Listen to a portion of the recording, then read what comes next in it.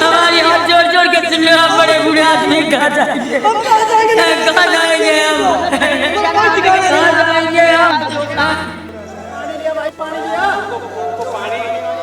अरे हवा आने दो ना,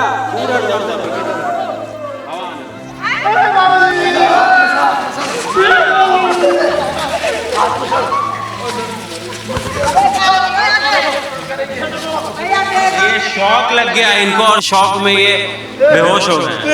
इनको अस्पताल लेके जाइए ना।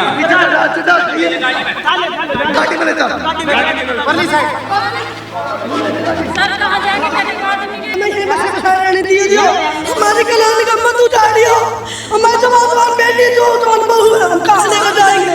हमने यही सिखा चाहिए, हम झुकी काट लेंगे, कहीं मर जाएंगे। लेकिन 40 साल पहले, 50 साल पहले जिस वक्त यहाँ घर बनाए जा रहे थे, उस वक्त कहाँ सो रहे थे ये लोग?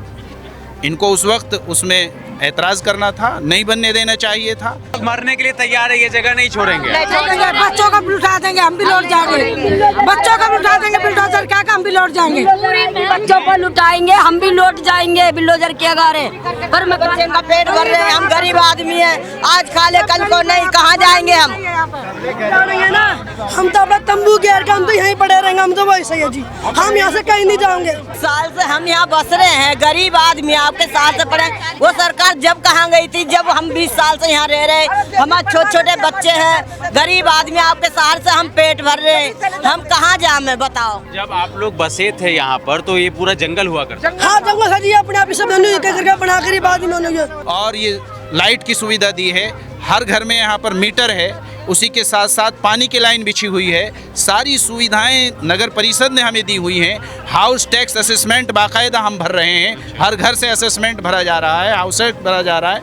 तो सरकार जब हमें पूरी सुविधा भी दे रही है एक तरफ, और दूसरी तरफ अब उजाड़ने की बात कर रही है। दिल्ली का बुलडोजर एक्शन देखते देखते अब गुड़गांव के सोहना शहर में पहुंच चुका है। इस वक्त हम लोग सोहना के पीर बाबा कॉलोनी में मौजूद है और यहाँ पर तकरीबन 10,000 लोगों की आबादी होगी। पहाड़ी कॉलोनी के नाम से भी ये जगह जाना जाता है, गुड़गांव के अंदर आता है। और यहाँ पर अब बुलडोज़र कार्रवाई देखने के लिए मिल सकती है हमें कुछ ही दिनों में।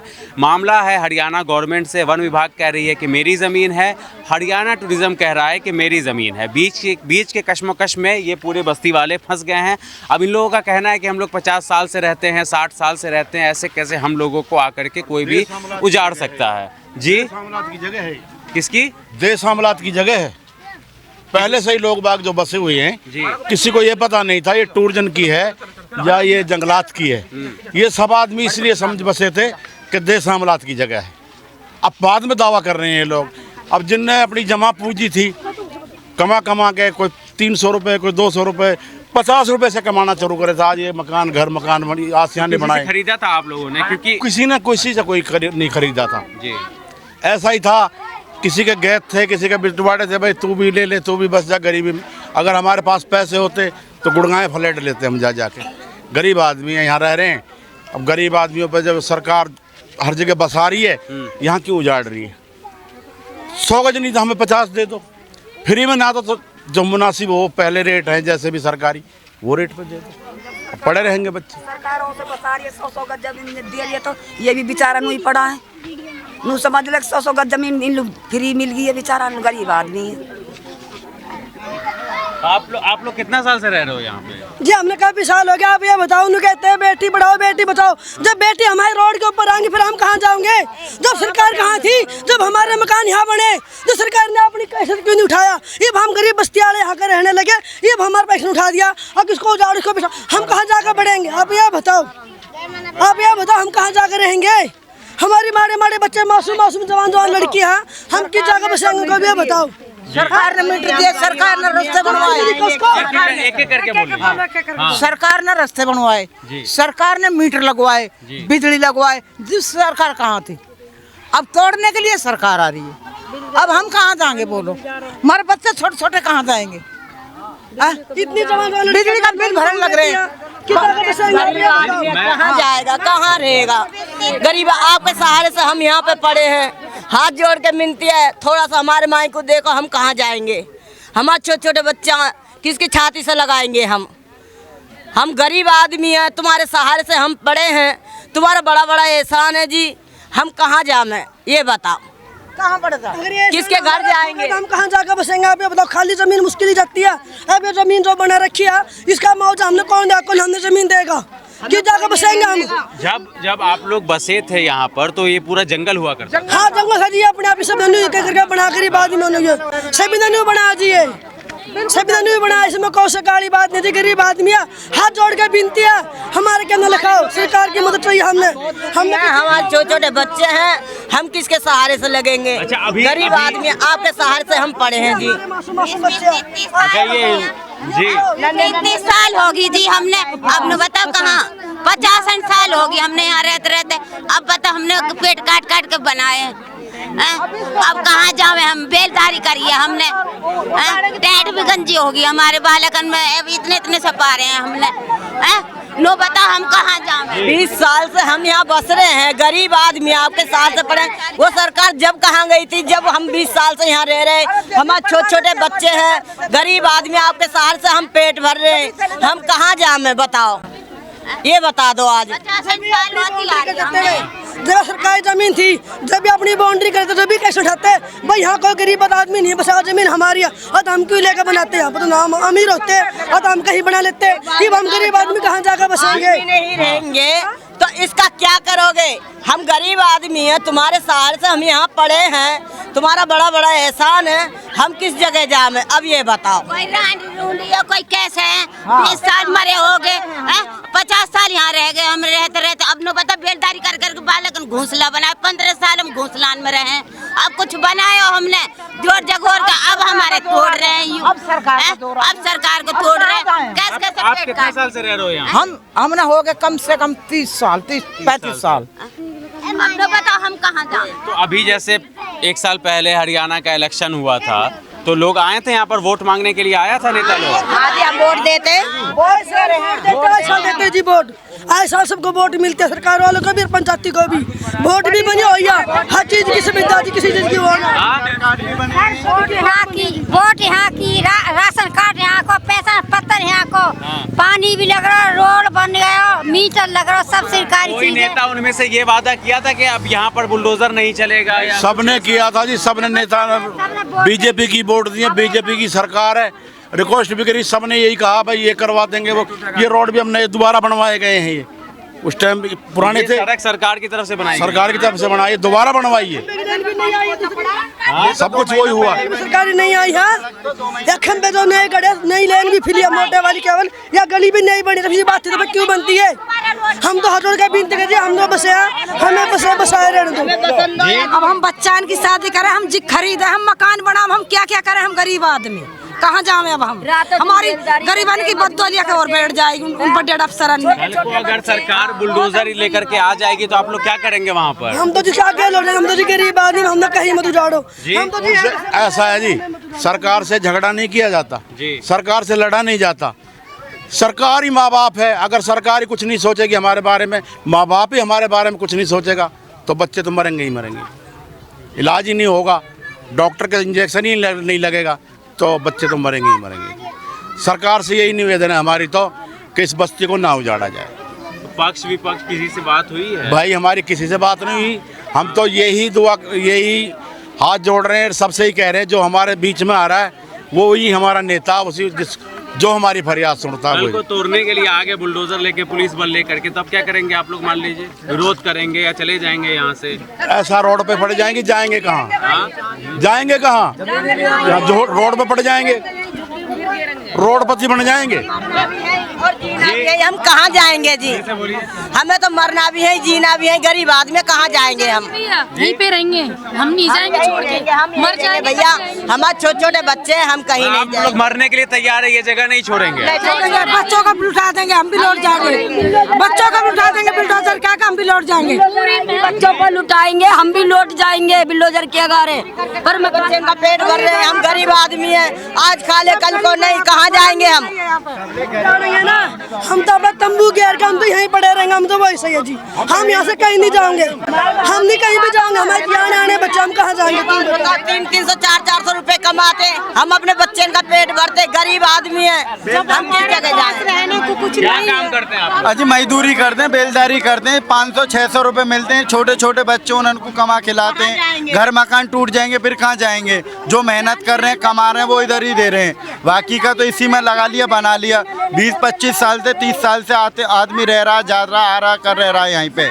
बाकी का कोई मतलब नहीं। लाइट भी है, पानी भी है, बिजली भी है, सब चीज़ की सुविधा है। 2 महीना पहले ये रोड भी बनाया है, अब एक साथ ही तोड़ने का ऑर्डर दे दिया। भाई मजदूर आदमी कहाँ जाएगा?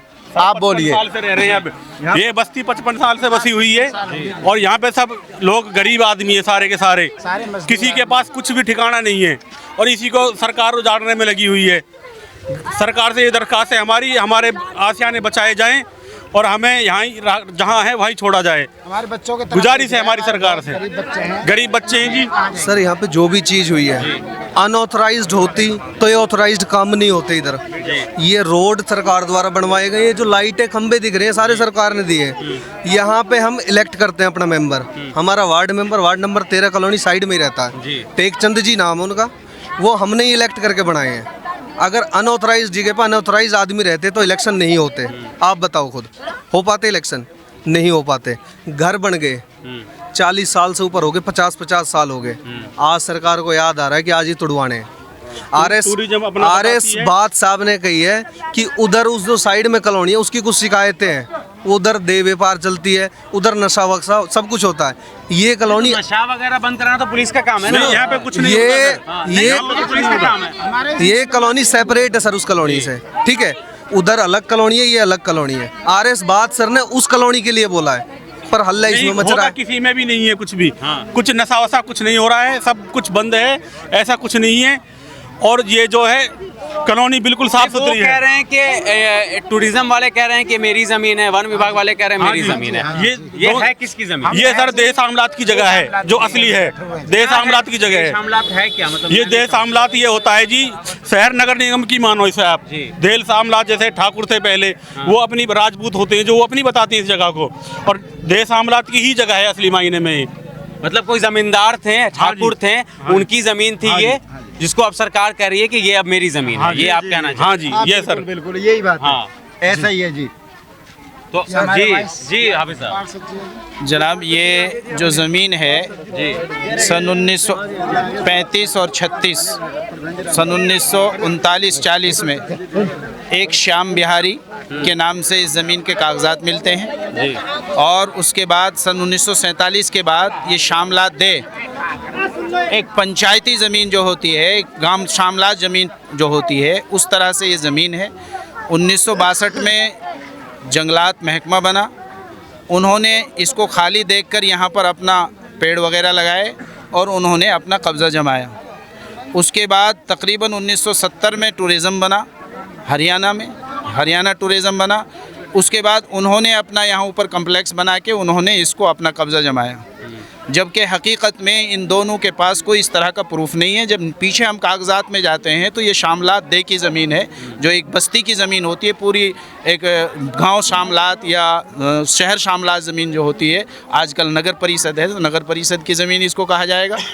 लेकिन अब इन्होंने अपने कागज़ों में इसको चढ़ा लिया। सही है, मलकियत में उनका नाम आता है, लेकिन 40 साल पहले 50 साल पहले जिस वक्त यहाँ घर बनाए जा रहे थे, उस वक्त कहाँ सो रहे थे ये लोग? इनको उस वक्त उसमें एतराज़ करना था, नहीं बनने देना चाहिए था। और उसके बावजूद पूरी सरकार ने यहाँ पर ज़मीन के अंदर हमारे लिए रोड बिछाए हैं और ये लाइट की सुविधा दी है। हर घर में यहाँ पर मीटर है, उसी के साथ साथ पानी की लाइन बिछी हुई है। सारी सुविधाएं नगर परिषद ने हमें दी हुई हैं। हाउस टैक्स असेसमेंट बाकायदा हम भर रहे हैं, हर घर से असेसमेंट भरा जा रहा है, हाउस टैक्स भरा जा रहा है।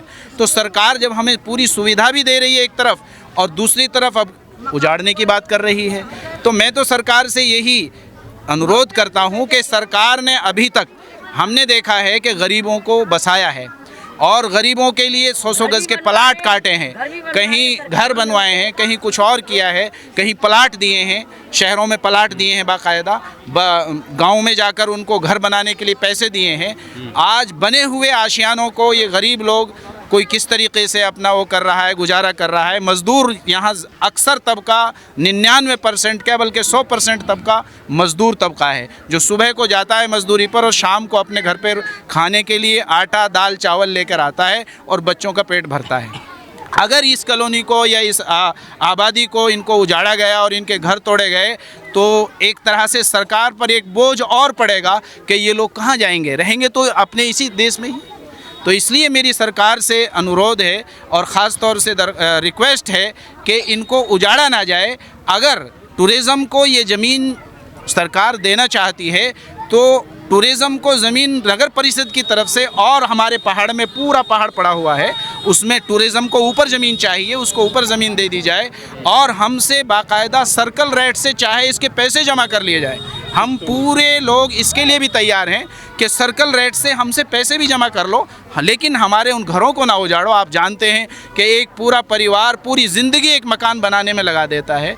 अगर वो मकान आज उजड़ जाएगा तो वो पूरे 20 साल क्या 30 साल पीछे वो परिवार चला जाएगा। उनके बच्चों की शादियों का मसला है, वो कहाँ से किस तरीके से अपना दूसरा मकान बना पाएंगे या कहाँ किस तरीके से अपना अरेंजमेंट कर पाएंगे। तो मेरी दरख्वास्त और रिक्वेस्ट ये है कि सरकार जो है इस बस्ती को उजाड़े नहीं, बल्कि इसका कोई अल्टरनेटर ऐसा निकाले जिससे कि ये बस्ती भी ना उजड़े।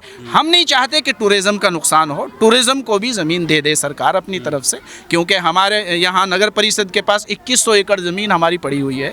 तो कहीं से बराबर में या ऊपर कहीं पर भी उसको जगह दी जा सकती है। और अगर सरकार ये चाहती है कि हमसे पैसा ले तो सर्कल रेट के एतबार से हम पैसे देने को भी तैयार हैं। बुलडोज़र लेके आ गए तोड़ने के लिए, अब बुलडोज़र लेकर तो आ गए तो देखो सरकार से तो लड़ा नहीं जा सकता।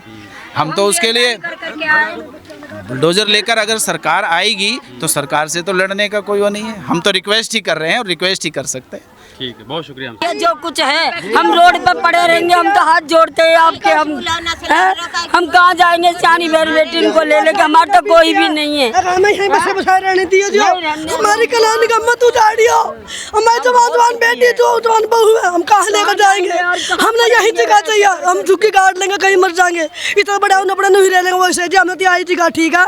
हमारी यही घोषणा बहुत बढ़िया हमारे लिए। तो हमें किसी की कोठी क्या की जरूरत है। हमारी गरीब कॉलोनियाँ, इस गरीब कॉलोनी में ना कोई नशा ना कोई चीज़ हो रही है, सेफ कॉलोनी है बिल्कुल जी। हमें यहीं बसे बसाए रहने दिया, हमने उजाड़े मत ना।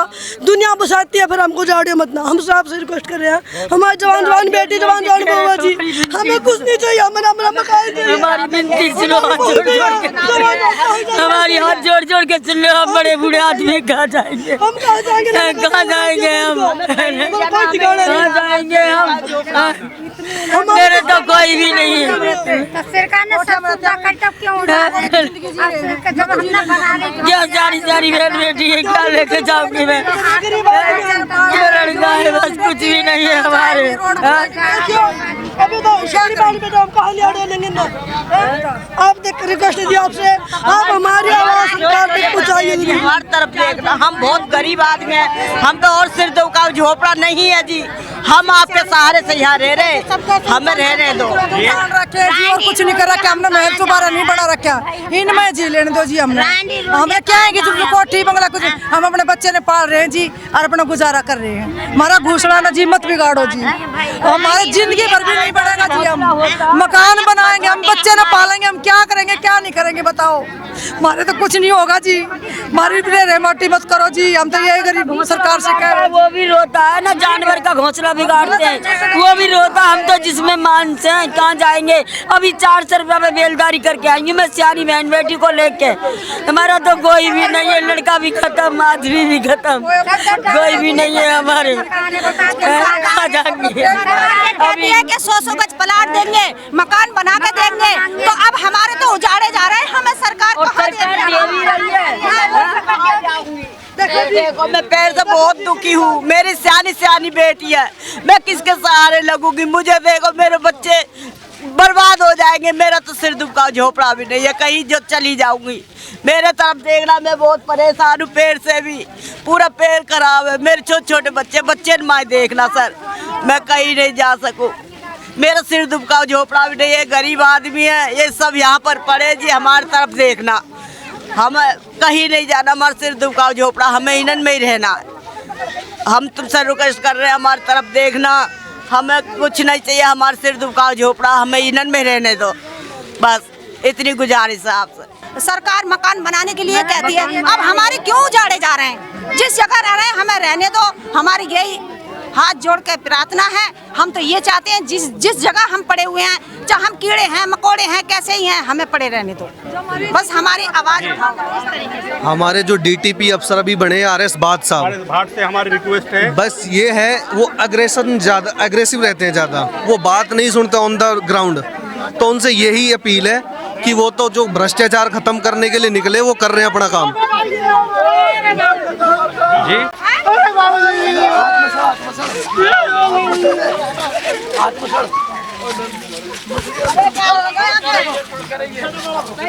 ये शौक लग गया इनको और शौक में ये बेहोश हो गए हैं। खवान